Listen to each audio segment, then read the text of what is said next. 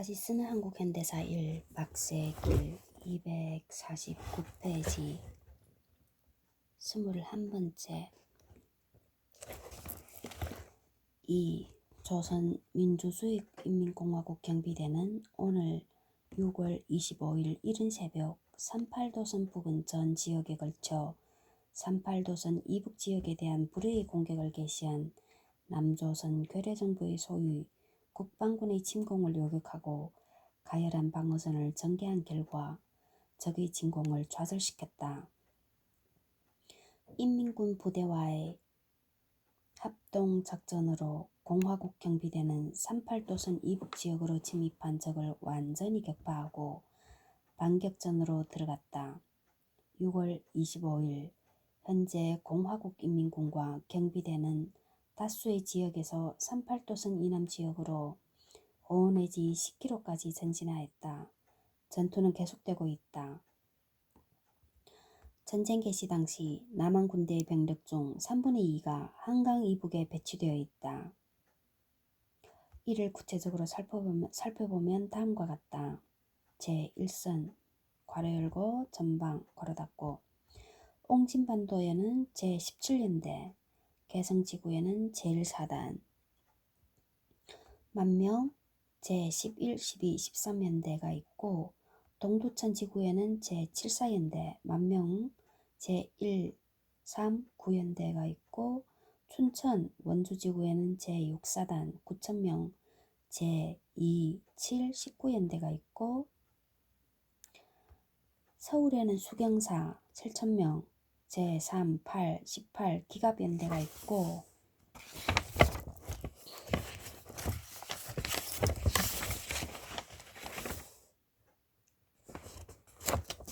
주문진 강릉지구에는 제8사단 7,000명, 제10, 21연대가 있고 제2선 괄호 열고 후방 괄호 닫고 예비사단 이거는 세 부분으로 후방에는 세 부분 중부와 영남 호남인데 중부에는 제2사단 8,000명, 제5, 16, 25연대 대전지구 영남에는 대구지구인데 제3사단 7,000명, 제22, 23연대 그 다음에 호남에는 광주지구 제5사단 7,000명, 제15, 20연대 개선이 되자 북한의 인민군은 도처에서 한국군을 격파하기 시작했다. 미 군사고문단 단장인 윌리엄 로버트 준장이 아시아에서 가장 막강한 규모라고 이게 5. 아시아에서 가장 막강한 규모라고 단언했던 남한 군대가 맥없이 허물어지는 가운데 25일 오전에 동두천, 25일 저녁에는 포천, 26일 오후에는 의정부가 북한군의 수중에 들어갔다. 이거는 6. 연이어 27일에는 북한군의 일부가 서울 주위를 맹렬하게 공격했다. 5. 아시아에서 가장 막강한 규모라고 대한 해석 250페이지 1950년 6월 초 윌리엄 로버트 주한미 군사고문단 단장은 퇴역할 시기에쯤에 극동에 파견된 타임의 특파원 프랭크 기브니 기자와 고별 회견을 가졌다. 회견 내용은 다음과 같다. 지금 대부분의 관찰자들은 병력 10만을 보유한 남한을 아시아에서 가장 많은 병력을 가진 나라로 간주한다. 신속한 남한의 군대는 공산주의 게릴라 조직을 소탕하여 불과 소수의 잔당만 남겨두었다. 지금은 어떠한 사람도 소련이 훈련시킨 북한군이 남한을 침략했을 때 대량의 승무원부대 없이 쉽게 성공할 수 있으리라고는 믿지 않는다. 조지프 골든 앞의 책 54 내지 55쪽 6에 대한 해석 6은 보자 뭔가 남한 군대가 맥없이 허물어지는 가운데 25일 오전에는 동두천, 25일 저녁에는 포천, 26일 오후에는 의정부가 북한군의 수중에 들어갔다. 이게 6에 대한 해석 250페이지 내무성의 보도와 비슷한 관점에서 6월 26일 북한의 김일성은 다음과 같은 간략한 연설을 했다. 매국 격적 이승만 괴뢰정부 군대는 6월 25일 38도선 전역에 걸쳐 38도선 이북 지역에 대한 전면적 진공을 개시하였다. 용감한 공화국 경비대는 적의 진공을 막아내고 격렬한 전투를 전개하면서 이승만 괴뢰정보군의 진공을 좌절시켰다. 조선 민주주의인민공화국 정부는 당면의 정세를 검토하여 우리 인민군에게 결정적인 격전을 개시하여 적의 무장력을 소탕하라고 명령하였다. 인민군은 공화국 정부의 명령에 따라 적을 38도선 이북지역에서 몰아내고 38도선 이남지역으로 10 내지 15km까지 전진하였다. 인민군을 옹진, 연안, 백천 등 많은 도서와 촌락을 해방시켰다. 사쿠라이 히로시 앞의 글 281쪽에서 재인용. 좀 있고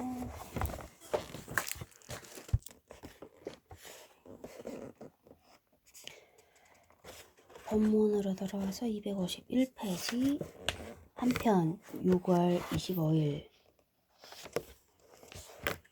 아침 이승만은 비원 연못에서 낚시질을 하고 있었다. 그러나 북한의 약흑이들이 경무대를 직접 폭격하는 등 서울 함락이 임박해오자 서둘러 피난길에 나섰다. 월요일이었던 26일 서울 시내 은행들이 개점을 하자 지주, 자본가, 은행가, 관료 등 특권층은 재빨리 돈을 찾아 남쪽으로 피난했다. 28일 새벽 2시 북한군 전차 2대가 시내로 돌입했다는 보고를 받은 최병덕 한국군 육군 참모총장은 대기하고 있던 공병감에게 즉각 한강 인도교를 폭파할 것을 명령했다.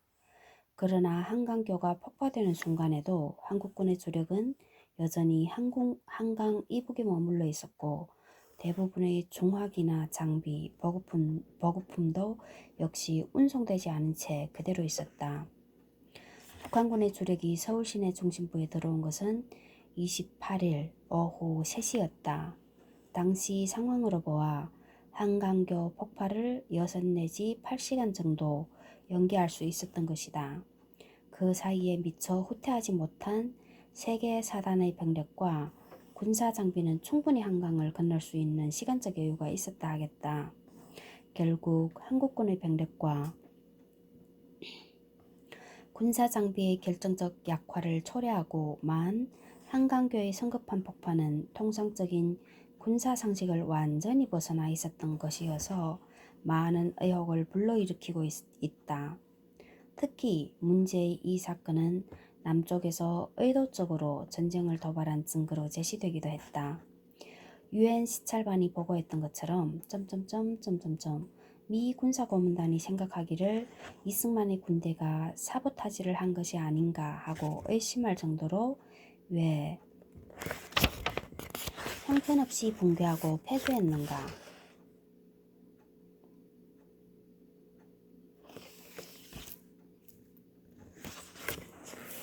이것은 북한군을 한국 내에 깊이 끌어들여 그 위협을 이용해서 미국의 개입을 확실히 한다고 하는 최고부의 군사적 음모와 관련이 있었던 것은 아닌가. 북한군에 의한 한국군의 탄약, 보급품, 군장비의 포획은 북측의 쾌진격을 가능케 했다. 이러함에도 퇴각하는 한국군에 의해 보급품이 파괴되지 않았던 이유는 무엇인가? 여하튼 개전 3일 만에 이승만 정부는 서울을 버린 채 남쪽으로 후퇴하고 말았다. 2. 미국의 개입, 먼저 행동하고 나중에 생각하라. 한국에서 전쟁이 일어났다는 보고를 받은 워싱턴의 분위기는 예상과는 달리 비교적 차분한 편이었다. 자기 나라 아니니까 차분하겠지. 당시 미국 대통령 트루먼은 고향에서 효과를 즐기고 있었다. 트루먼의 고향이 어딘데?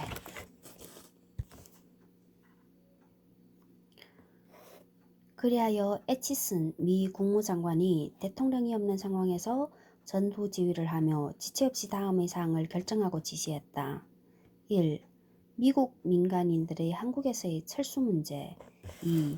메가더 사령부와 관계없이 한국에 주둔하는 미 군사고문단이 요청하는 군장비 지급. 3. 한국 내의 모든 작전 지휘권은 메가더가 맡는다. 4. 유엔의 뒷받침 아래 메가더는 7함대를 포함한 그의 병력을 사용한다.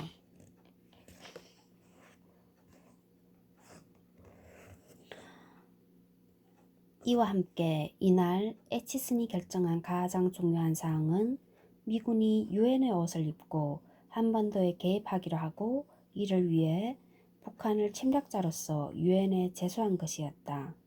미국 시간으로 25일 새벽 2시경 애치슨은 유해 사항을 휴가 중인 트루먼에게 보고했고 취침 중에 전화를 통해 보고를 받은 트루먼은 단 몇 마디를 지시한 다음 다시 돌아누웠다.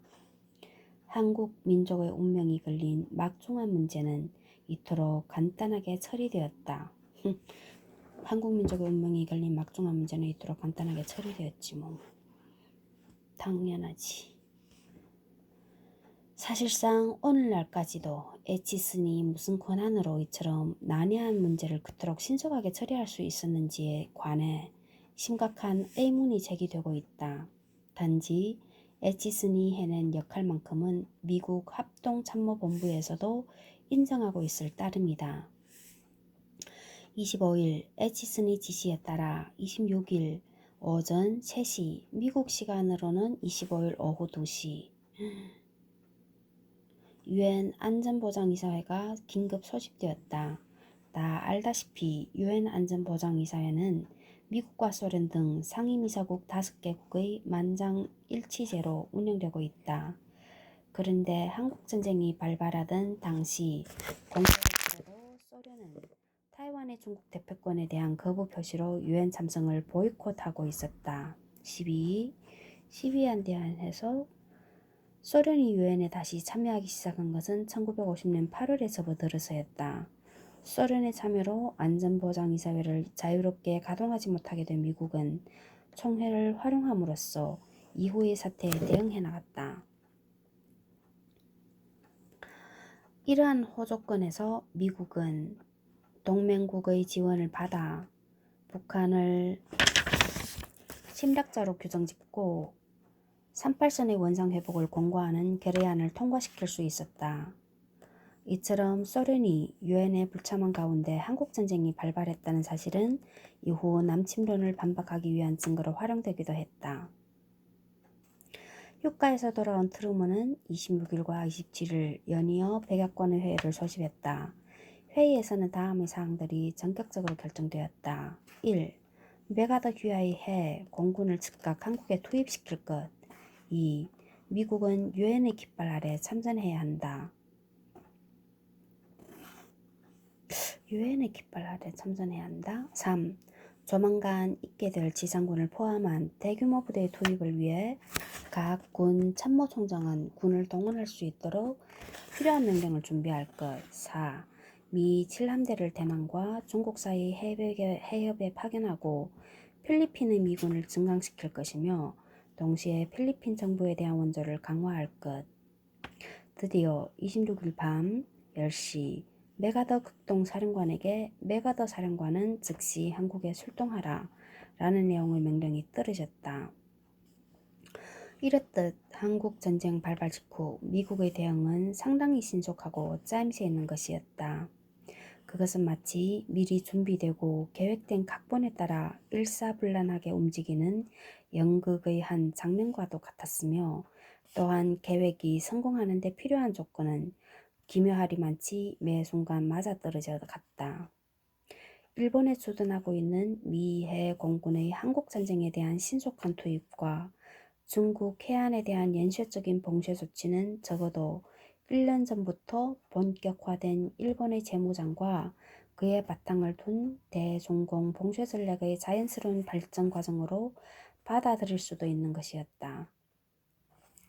한국에 출동하라는 명령을 받은 메가더는 백악관에 곤란한 요청을 해왔다. 즉, 한국 국민은 이미 전의를 상실했으므로 이를 회복하기 위해서는 미국 정부가 군사 개입에 대한 공식적인 성명서를 발표해야 한다는 내용이었다.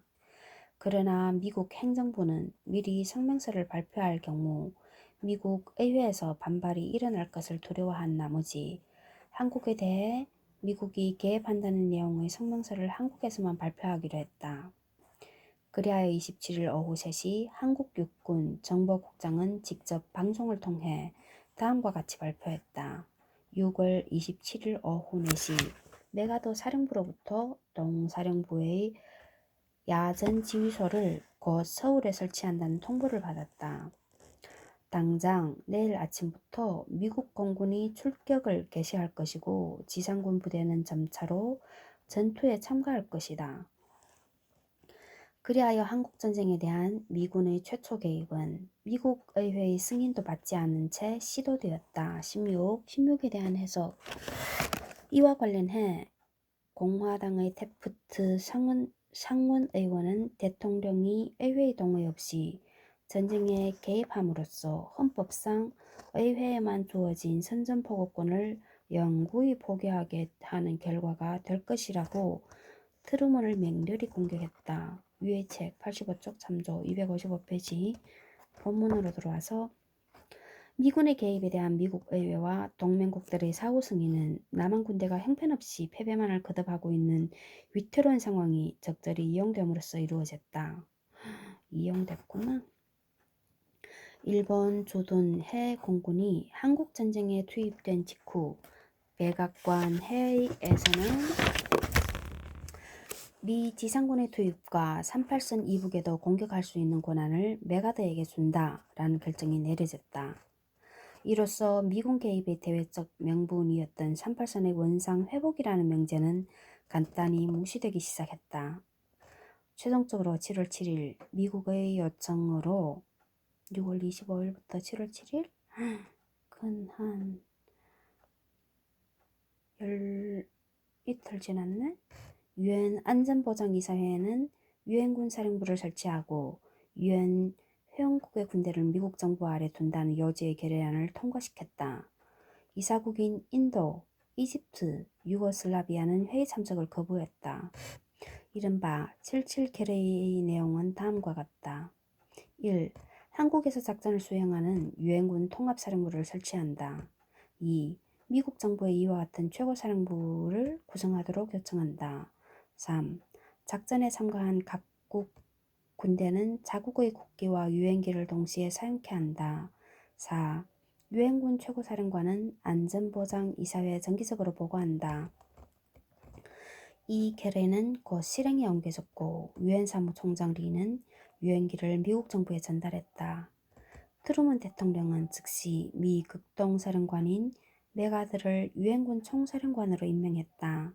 이와 함께 공군의 98% 이상, 해군의 83.3%, 지상군의 88%가 미국군으로 구성된 이른바 국제연합군이 창설되었다.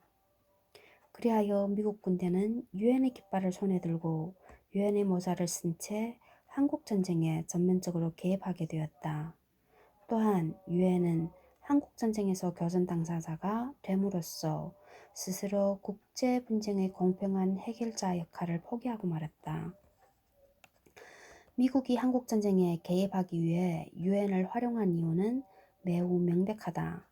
한국전쟁은 그것이 남북한의 대결로 그치는 한 본질적으로 내전의 성격을 지닌 민족 내부의 문제에 해당한다.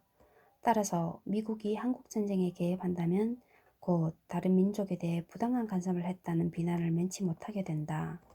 미국은 이런 곤란한 상황을 유엔이라는 갑판을 내세움으로써 완화시키고자 한 것이다. 그러나 비록 유엔의 옷으로 갈아입었다고 하여 몸뚱이마저 바뀔 수는 없는 것이다. 유엔군은 일종의 미군의 위장된 모습에 다름 아니었다. 한편 개전 직후부터 한국전쟁에 투입된 미 공군기와 군함들은 북한군이 장악한 남한 지역에 무차별적인 폭탄 세례를 퍼부어댔다. 19에 대한 해석 257페이지.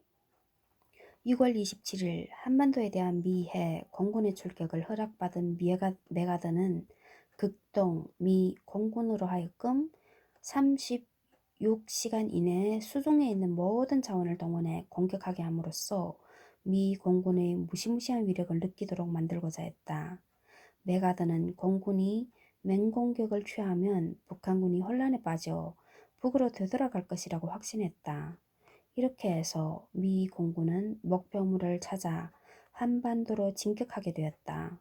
그러나 첫 번째 작전은 한반도 상공에 짙게 깔려있는 구름과 어둠 때문에 북한의 탱크 행렬 등 목표물을 제대로 포착하지 못함으로써 실패하고 말았다. 많은 미군 폭격기가 폭탄을 가득 실은 채 일본에 있는 기지로 되돌아갔다. 이러한 사태에 직면한 메가더의 참모장 에드워드 엘먼드는 모든 수단을 동원해 정확성이 없더라도 38선과 서울 사이의 좁은 회랑지들을 폭격할 것을 제안했고, 이 제안은 그대로 받아들여져 실행에 옮겨졌다. 조지프 굴든 앞의 책 96 내지 97쪽 3조. 유감스럽게도 미군은 일반 민간인과 비군사시설의 보호에 관해서는 전혀 고려하지 않고 있었던 것이다. 그들이 1차적으로 관심을 갖고 있었던 것은 자신이 갖고 있던 힘을 최대한으로 과시하는 것이었다. 참고로 스튜어트 메이어 중장이 지휘하는 극동 미 공군은 일본의 제5공군, 오키나와의 제20공군, 필리핀의 제13공군을 배치하고 있었는데 보유한 비행기 수는 B-26 폭격기 73대, B-29 폭격기 27대, F-80 전투기 504대, F-82 전투기 42대 등 1172대에 이르렀다.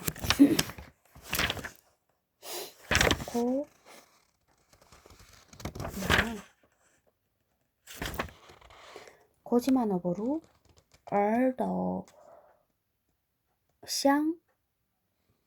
샹양의 샹, 후베이 샹양.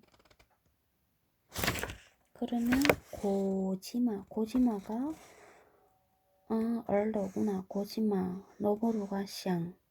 김민성 옮김 한국전쟁 상 종로서적 1981 83쪽. 본문으로 돌아와서 258페이지. 이에 그치지 않고 6월 30일 메가더의 북한 명령에 따라 평양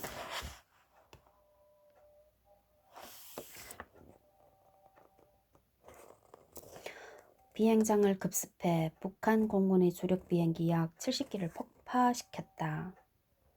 미 지상군의 선발대가 부산에 도착한 것은 7월 1일이었다. 7월 2일에는 대전에도 배치되었고 대전을 기점으로 안성과 평택 방위선으로 진출했다. 미국 제24단장 딘 소장은 7월 3일 비행기로 대전에 도착했다. 위커 중장은 메가더 유엔군 사령관의 명령에 따라 7월 13일 주한미 8군의 지휘를 맡게 되고 사령부를 대구에 두었다. 제8군에는 제24사단, 제25사단, 제1기병사단, 부산 병참사령부가 소속되어 있었다. 때맞추어 전 한국군을 미군의 단일한 지휘체계에 편입시키는 조치가 취해졌다. 7월 14일 이승만은 메가더에 대해 한국군의 지휘권을 규하에게 양도한다 라고 통보했고, 동시에 한국군 총참모장 정일권에 대해서는 귀관은 이후 유엔군의 지휘를 받아야 한다라고 명했다.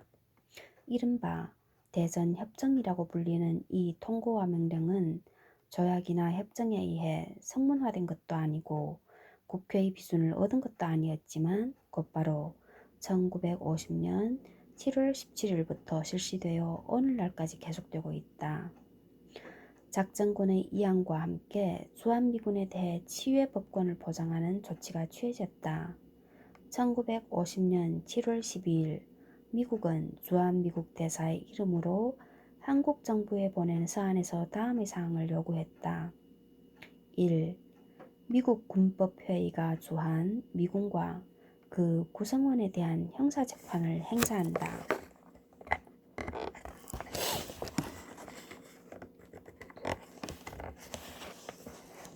2.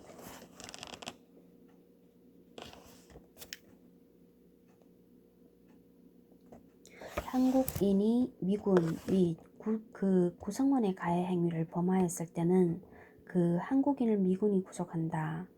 3.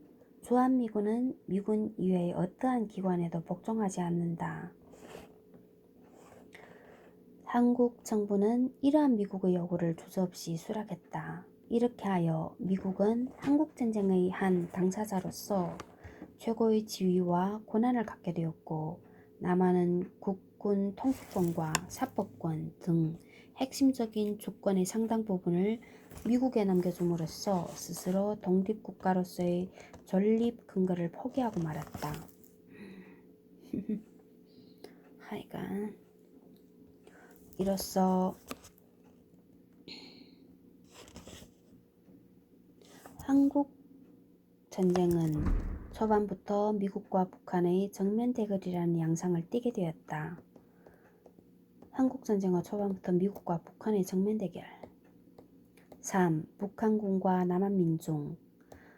미국 본토로부터 대규모 부대가 투입되기 전, 즉 전쟁 초반의 양상은 단연 북한군의 우세로 나타났다. 이렇게 된 결정적 요인은 북한군이 군대수와 화력 23, 화력에서 우위에 있었다기보다는 한국군이 문제의 한강교 폭파와 그에 뒤이은 병사들의 대거 이탈로 그 대열이 급격히 와해되어 버린 데 있었다. 이미 6월 29일 정찰 비행을 마친 존 처치는 다음과 같이 보고하고 있다. 23에 대한 해석 23. 이렇게 된 결정적 요인은 북한군이 군대수와 화력에서 우위에 있었다기보다는 이게 23인데 23에 대한 해석 통상 남한 측의 공식 자료는 개전 당시 북한군의 병력과 장비를 실제 이상으로 과장해 설명하고 있다. 어느 정도 신뢰할 수 있는 한 글에서는 북한의 군사력에 대해 다음과 같이 적고 있다. M1943형 152mm 곡사포, 1937형 152mm 직사포, 이오시프 스탈린의 이름이 붙은 1년의 중탱크, 그리고 그 밖의 매우 강력한 대포 등 소련의 위력적 군사장비는 대부분 북한에 공급되지 않았다. 북한군의 가장 강력한 무기인 야전 중화기는 M1931 이거 뭐라 그래야 되지? 37형 122mm 대포였으며 박격포 중 가장 큰 것은 M1938형 120mm짜리였다. 북한이 보유한 가장 우수한 탱크는 제2차 세계대전 때의 T-34 85형이었다. 그러한 장비들 거의가 소련에서 남아도는 제고품들이었다. 재미있는 것은 최근 1948년부터 50년에 생산되었으나 그 모델은 이미 구형이었다는 것이다. 즉, 그 제고품에는 최근의 제조 연대가 표시되어 있으나 화력의 질적 수준은 10년 전의 무기 정도밖에 되지 않는 것들이었다. 로버트 시몬스 앞의 글 136조.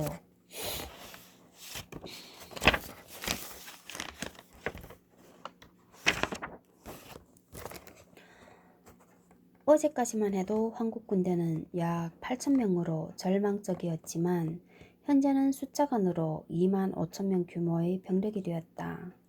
그래도 10만 명의 병력 중에서 4분의 3이 행방불명이 된 것이다.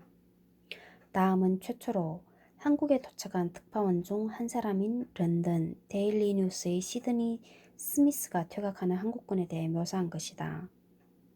몇 대의 트럭 위에서 나이 많은 지휘관들이 하얀 장갑을 끼고 한 손에 무기를 휴대하고 다른 손으로는 나뭇가지를 우산처럼 머리 위로 쳐들고 있는 것이 보였다. 비참한 광경들이 많았다. 한국군 병사들이 전장에서 오매 겁먹은 소와 말이 날뛰고 있는 앞으로 달아나는 모습도 보였다. 한국군 병사들은 총을 들이대고 민간인을 위협하여 옷을 빼앗아 갈아입은 뒤 피난민의 대열에 섞여버렸다. 바로 곁에 관리들이 서 있었으나 멍하니 바라보고만 있을 뿐이었다. 이러한 한국군 병사들의 이탈과 함께 남한 지역 민중의 의미 있는 지원이 북한군의 초반 승리를 가능케 했다. 딘 소장이 자신의 회고록에서 밝혔듯이 당시 남한 지역에서는 이승만 타도와 조선인민군에 대한 지지의 열기가 상당히 높았던 것으로 보인다. 이승만 정권이 서울에서 퇴각한 후 남북 협상파, 국회 프락치 사건 관련자 등 그동안 미국과 이승만 정권에 반대해왔던 인사들은 대부분 북한군에 대해 협력적인 자세를 취했다. 27에 대한 해석 261페이지 특이한 예로는 전쟁 초 한국군 제2사단장이었다가 해임된 송호성으로서 그는 7월 4일 북한 정부방송을 통해 인민의용군을 구성해 인민군과 함께 싸우자고 주장하기도 했다. 조지 F. 골든 앞의 책 147쪽 참조. 또한 미국 중앙정보부 CIA는 당시 상황에 대해 서울 시민의 상당수가 이승만과 그의 정부가 사라져버린 것을 환영하고 있으며 길거리는 공산주의 데모에 가담하는 젊은이들로 붐볐다라고 보고했다. 당연하지. 한강까지 폭파시키고 자기 이득밖에 모르는 게. 이러한 가운데 북한의 인민군은 서울을 점령하는 즉시 서대문 형무소에 수감되어 있던 4,000명 이상의 정치범을 석방했다. 석방된 정치범의 대부분은 이승만 정권에 반대했다는 이유로 수감되어 있었으며 이들 중에는 앞에서 말한 국회의원들도 포함되어 있었다. 이와 함께 북한군은 의장을 제외하고는 남한 출신 인사로 구성된 서울인민위원회를 결성했다. 위원들 중 많은 수가 이승만이 공산주의자로 몰아 투옥시켰던 공무원과 국회의원이었다. 서울인민위원회는 결성과 동시에 친이승만계 군인, 경찰, 정부 관리들과 그 가족에 대한 색출 작업에 나섰다. 곧 이어 이른바 반동분자들에 대한 재판이 진행되었고 그들 중 상당수가 처형되는 비운을 겪게 되었다. 262페이지 31에 대한 해석 한국 정부의 집계에 의하면 전쟁 기간에 북한 당국이 처형한 사람의 총수는 12만 8,936명이라 한다. 물론 북한 측은 이러한 수치가 날조된 것이라고 주장하고 있다.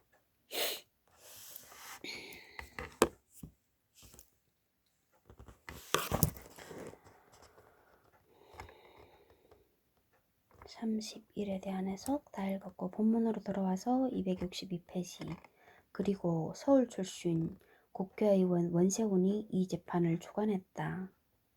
그러나 북한군이 남한에서 행한 점령 정책은 불가피하게 많은 곤란을 겪을 수밖에 없었다. 우선 미 공군의 북한군 후방 폭로에 대한 무차별적인 폭격은 북한군의 식량 조달에 심각한 어려움을 야기했다.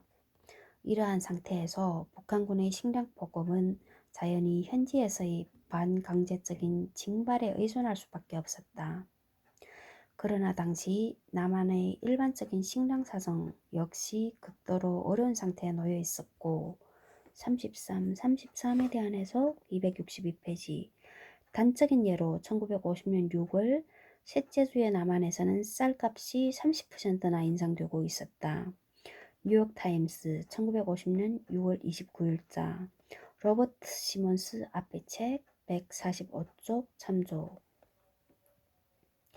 그런 상황에서 진행된 식량 징발은 자연히 남한 민중이 북한군을 부정적으로 인식하는 데 영향을 끼칠 수밖에 없었다.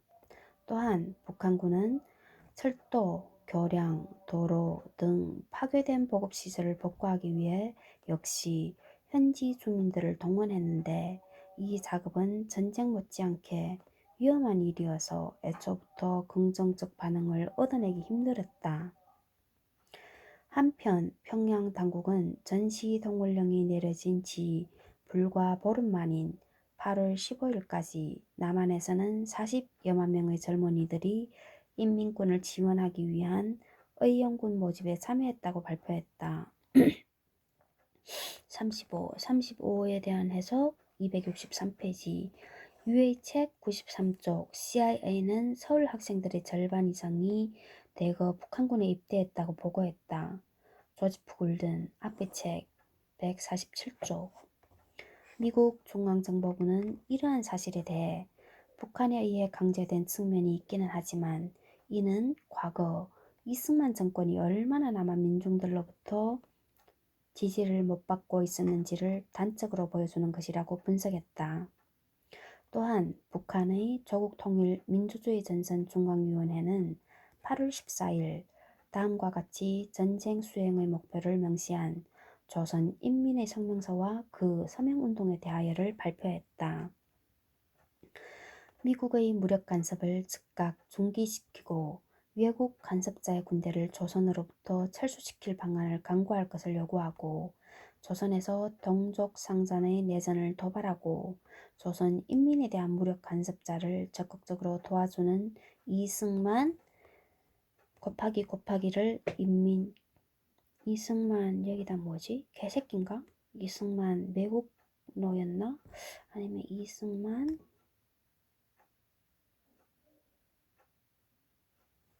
인민재판에 회부할 것을 요구한 조선 인민의 성명서에 서명할 것을 전 인민에게 호소한다.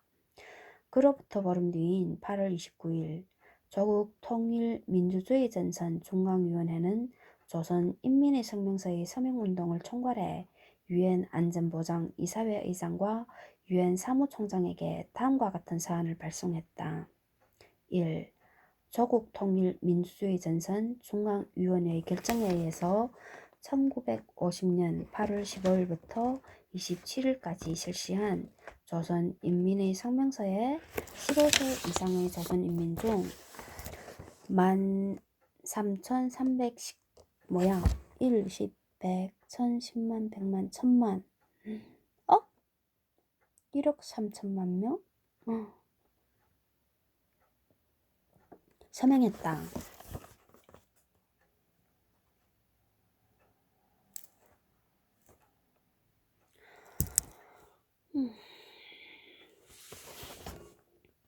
이 서명에 표시된 압도적 다수의 조선 인민의 의지를 중시하고 유엔은 그 헌장에 입각해서 조선에 대한 미국의 무력 간섭을 즉각 중지하고 조선으로부터 외국 군대를 철거시킬 방안을 강구해야 한다.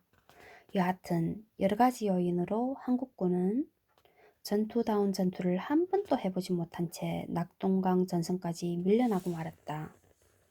오히려 이 과정에서 북한군과의 전투에 더욱 적극성을 발휘한 것은 5만에 달하는 경찰들이었다.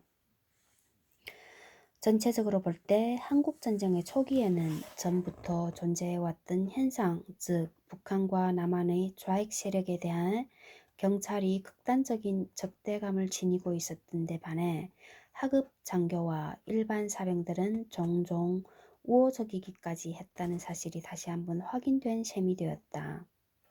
북한군과 미군의 본격적인 최초의 충돌은 대전에서 발생했다. 이때까지만 하더라도 미국은 북한군의 능력에 대해 상당히 과소평가하고 있었다. 미군은 해 공군의 지원과 우수한 장비로 무장한 약간의 지상군 정도면 능히 북한군을 격파할 수 있을 것으로 장담했다. 그러나 전투 결과는 예상과는 전혀 딴판이었다.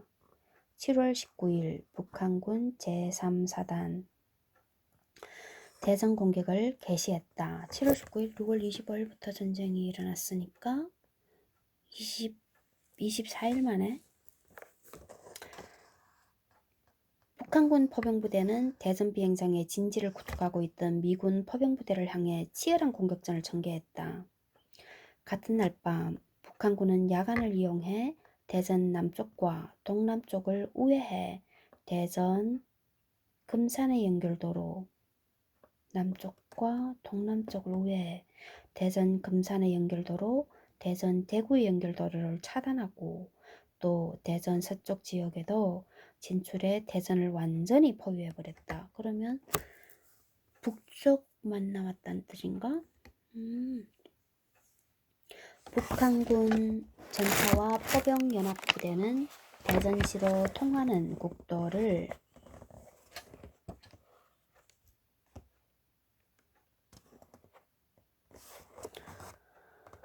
돌파해 4시경에는 비행장에 돌입했다. 포격과 전차의 돌입으로 미군의 지휘 통계에 무너져버린 대전 시내 7월 20일 오전 북한군 보병부대가 들이닥쳐 시가전을 전개했다.